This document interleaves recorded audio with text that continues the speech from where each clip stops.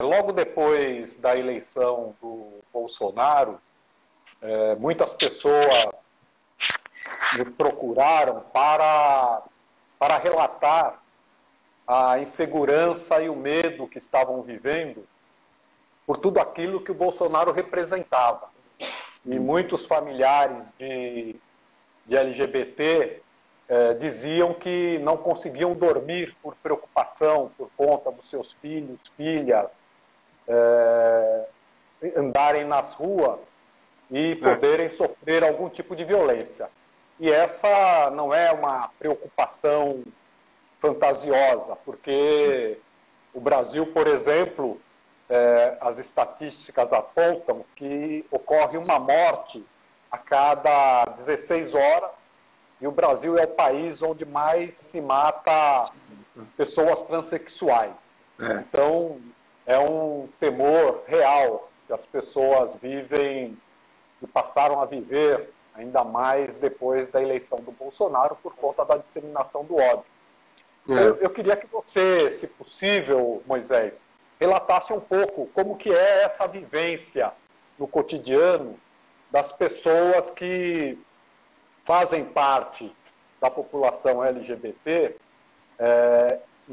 vivendo em um contexto como esse, em que a ameaça está presente a todo momento, a partir de que no Brasil o receio de se manifestar como uma pessoa movida pelo ódio LGBT-fóbica deixou de ser proibido. Hoje uma parte da população fala abertamente contra, porque reproduz o discurso do Bolsonaro. Então eu queria que você relatasse um pouco sobre isso. Tem uma questão muito incrível que foi a vivência do próprio dia da eleição em 2018. Não sei se vocês lembram desse dia fatídico, né? E essa foi uma experiência que acho que muita gente vivenciou esse medo claramente. No domingo que a gente sai para a eleição, né, geral do Brasil, eu me lembro que aqui em Salvador, onde nós estamos, eu moro em Itapuã, bem pertinho do Abaeté, hoje em dia, a meia quadra do Abaeté, e a minha zona de eleição é no colégio Rotary, que é bem pertinho, a 2 quadras praticamente da minha casa. E eu me lembro que no trajeto de duas quadras da minha casa até a eleição, mesmo aqui em Salvador, mesmo no Nordeste, mesmo na Bahia, os gritos de Bolsonaro vem aí, ele vai matar viado, era uma coisa incrível, era horrível. Os vários grupos que falavam isso na rua, e isso gerava uma sensação de mal-estar muito grande, Walter, sabe? Essa é uma experiência que eu acho que muita gente vivenciou desde o dia da eleição.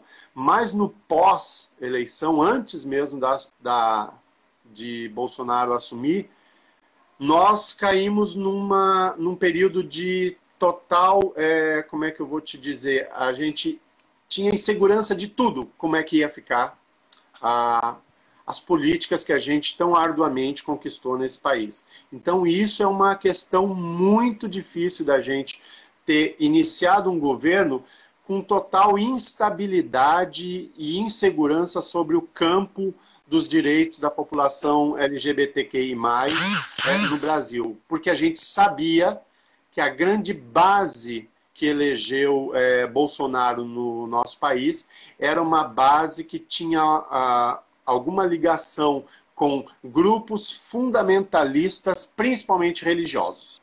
Então, a gente sabia disso, a grande campanha feita, né, de certa forma, por pessoas ligadas a igrejas, né, de diversas modalidades, tipos, e o quanto isso vinha com pautas que nos remetiam, por exemplo, a quererem reinstituir a cura gay, a querer dizer que agora a gente ia voltar a ser perseguido e morto nas ruas.